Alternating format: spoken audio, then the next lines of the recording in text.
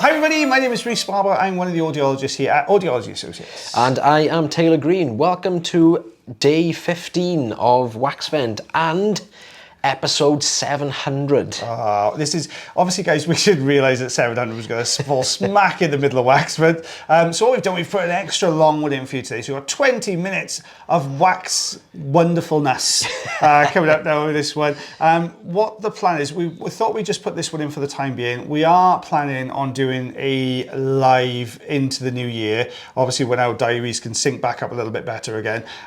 So me and Taylor will come on, answer all your lovely earwax and ear related questions on a live. Keep your eyes posted for that. We will put a little bit of notice out so you can you know when that's coming, but that's the plan. So we might just do, this is maybe episode 700 0.1 and we're going to do 70.2 coming up in the new year.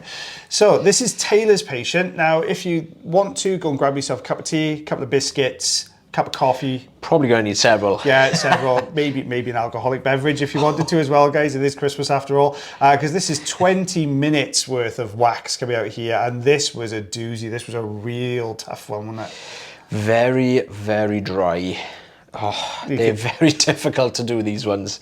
You can, as soon as you look in, see that ear canal and see all those little tiny white bits all around the outside edge, you know you're going to be hitting a dry piece of wax in there. Well, I think this particular patient, if I can remember, because again, guys, like the previous video that we've mentioned, these have been done several days ago, possibly up to over a week ago. This particular patient suffers with eczema in the ears. So you could see a lot of all those dry, flaky little bits you could see at the entrance. That's the way the patient is obviously suffering with this kind of skin condition. Yeah, very, very dry. It's a very narrow entrance as well. We're having to stay really close to the wax here because when the entrance is narrow, you actually use the endoscope to hold the canal open a little bit to improve your view. Now, obviously, we tried the Rosen inserter, but it's a funny old consistency. Yeah. It's bitty. At first sight, it looked solid. It looked very, very dry. But when we used the Rosen inserter, you could see that we were just creating a channel straight through the center of the wax. So that's not what we want, basically. No, it's where you get these eczema, you get lots of little tiny little dry flakes of skin all coming away from the canal, mixing with oil, dirt and debris, so it forms this sort of tacky, granulated, really try not to use a food analogy, but really granulated sort of consistency to it. We've also got this little layer of dry skin. I just saw the glimpse of a skin ribbon in there as well then. So a little skin ribbon running underneath this wax as well. So. Yeah. A lot going on there. Guys, if you're enjoying this video, you can always give us a thumbs up. There you go. And if you're watching this on TikTok, you can give us a heart. If you're watching this on YouTube, you can subscribe to the channel. If you're watching it on TikTok, you can follow us. And if you are following us on TikTok, guys, you'll see a link to the next part of the video in the comment section below as well, so you know when that's coming. But this is a tough, look how deep that is as well. Yeah, that's going all the way. Yeah, what we're kind of hoping here is that as I'm using the Jobson horn to bring this forward, a lot of the time it tends to pull the back section forward so that you can just keep nipping over the top, because we can't, well at this point we know it's so deep, we can't actually push this behind because as you can imagine the eardrum is going to be right behind this, and because we can't see it, we don't want to risk pushing the Jobson horn into the eardrum. And we got we know the second bend is coming up soon, just past this next section. So with the second, you've got two bends in your ear canals. They sort of bend one way, then bend again. So we've got the first bend is as you go in, the second bend is a little bit further down. Now we use that as a marker for guide of depth in the ear canal, and we know that there's going to be that coming up really soon. So we're going to go in with suction now. But so we've popped a load of olive oil in just to try again, because there was a little bit of movement there. We're hoping this oil is going to get around this wax and almost kind of lubricates the ear canal so that we can slide this wax out. That's what I'm hoping.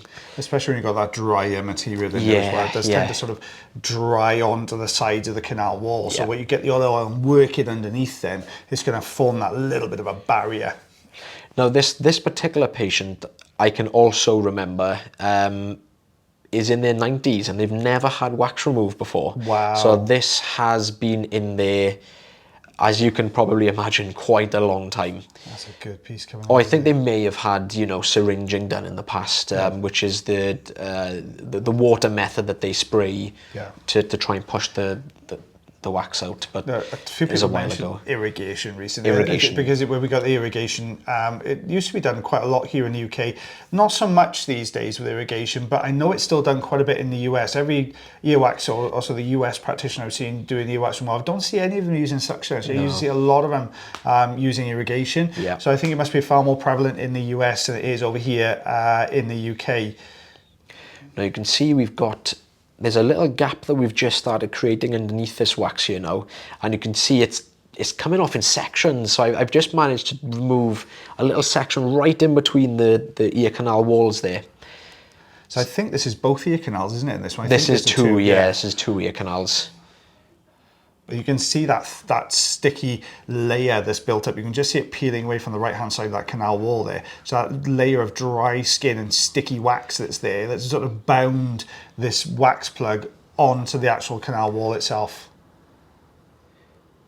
Just lifting. Yeah, we're just hoping this kind of skin is going to loosen up, just so we can start moving the remainder of this wax that's in there. The skin will naturally try and always flick up in front of the suction, won't it? So Yeah. we're always trying to bunch the skin with some wax, so it's less risk of clarinetting. There we are. You can just see it coming.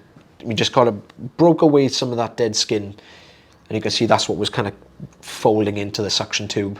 There's a little bit more at the top here. We're going to remove this so that we've got a bit more room to move. Well, that's a good piece coming away. I'll put my teeth in. It almost looks like a skin ribbon coming away there.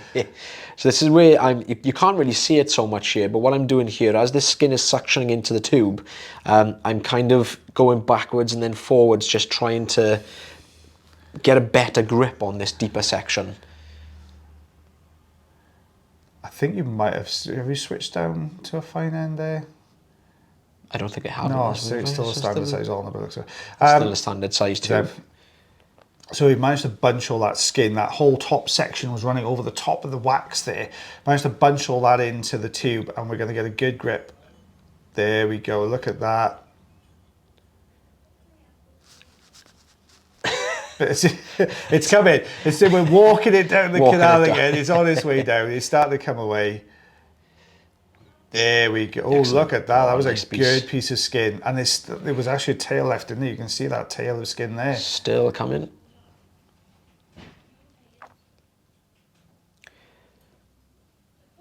Same process here now. A little bit of a wiggle. You can see it moving quite a bit more freely now that there's more space in this ear canal.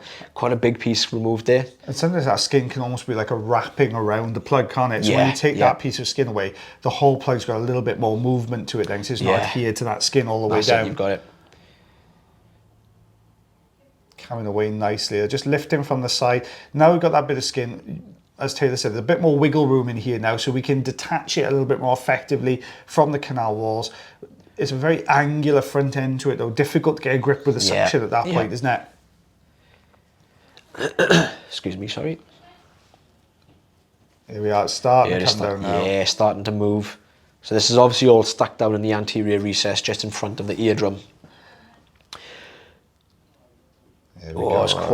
It's quite a big old piece as well. I think there's more, is there more? I think it looked like there was still more left in there. Yeah, more. It still looks full. Yeah, and this ear canal was pretty, it was full front to back here, wasn't it? It was a fair old amount of wax in there. Really, really deep as well, this section. But the more we take away, the more room we've got, the better chance of us getting this out in bigger plugs now. Guys, don't forget to subscribe to the channel if you are enjoying these videos. You can always give us a thumbs up if you watch on TikTok. Stay tuned in the comment section below for the next part for you, because we had to split this way. It was so long, we had to split this into about 5 or 6 parts, I think, as well. There we go. Out. This is starting to come. Just looking at you. You can't get over the top to see it. I know. There we go. It's just broken away, yeah. We talked about that narrow entrance to the canal, didn't we? Yeah. So as we're getting this to the outer part of the ear canal, it's going to get wedged into that narrow section, which means we've got to then start breaking the wax down at the entrance of the canal. So it's coming away. There we go. Still quite a lot there. It's still coming. It's surprising what you can fit in the ear canal, mind. And there's still more. My goodness me. I'm surprised this patient could hear anything at all. This was so blocked in this one. And this patient thought their natural hearing was deteriorating.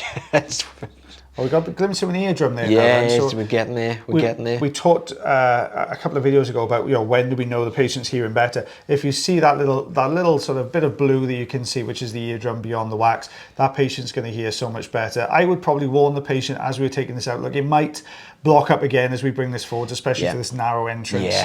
Yeah. Like there. And that's what it's done there. Yeah. Yeah.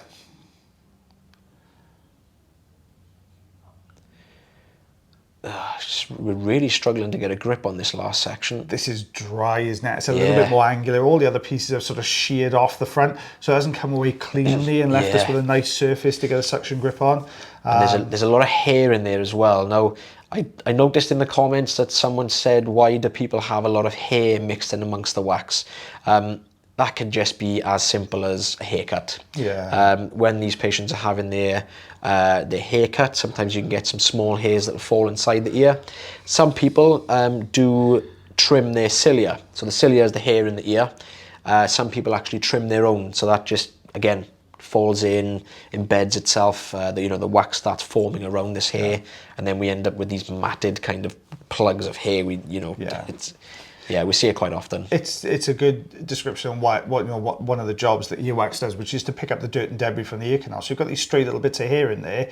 The earwax is designed to be able to pick those up, embed them into the wax, and normally migrate out and fall out to the ear canal. So it's taking those little bits of hair with it, as it would with any dirt or debris that's managed to get in there. And that's cilia's job. It's such a fine mesh of hair on the outside part of the ear canal. They're very, very fine. We're not talking about the coarse hairs that you get on the outer part of the ear as we get a little bit older. But it's the very fine ones on the inner part. Cleared it. There you go. We got it in the end. There was a lot in that one. I think we're 12 minutes in now, and that was the first ear canal done.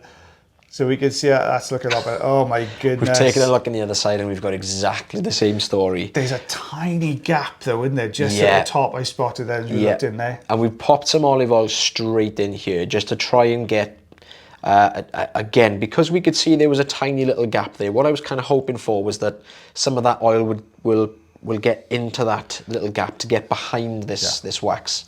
The olive oil that we use is in a spray bottle form. So it's got like a little tiny pump on the top. Generally tends to be better, so like the application is a lot easier.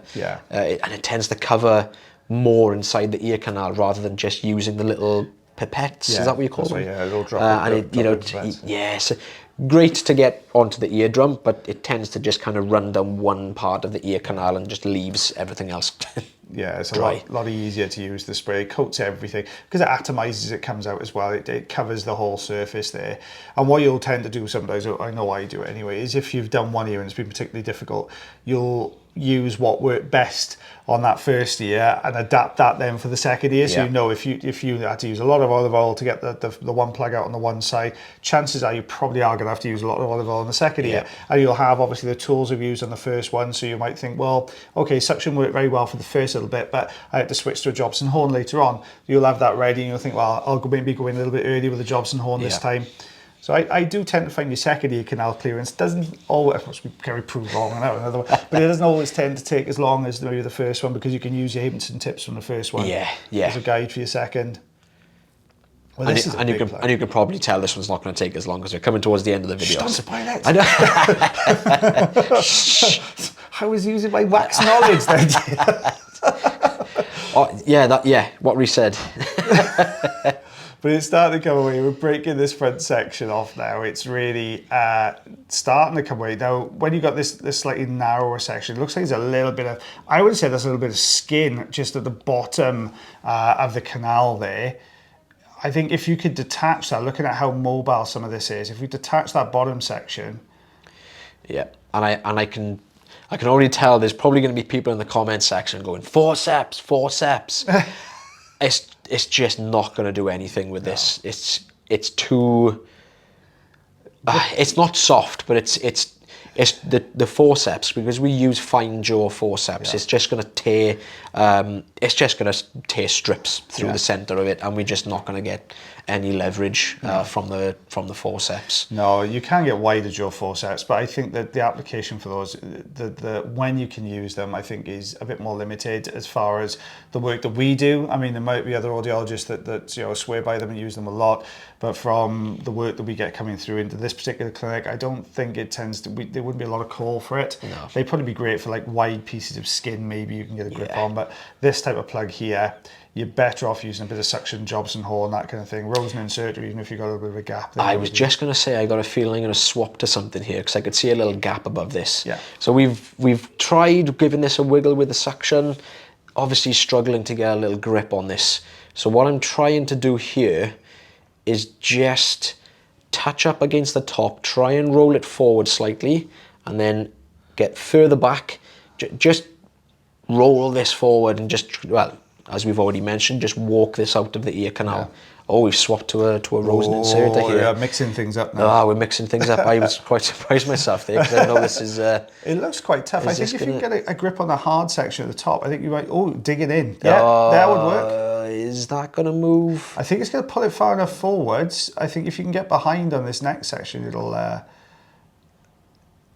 I'm just trying to detach it from the ear canal, from the walls. That it looks like there is a little bit more of a... Look, it's pulling. There's a little bit more of a solid section there, isn't there? Going to get into that little gap again now.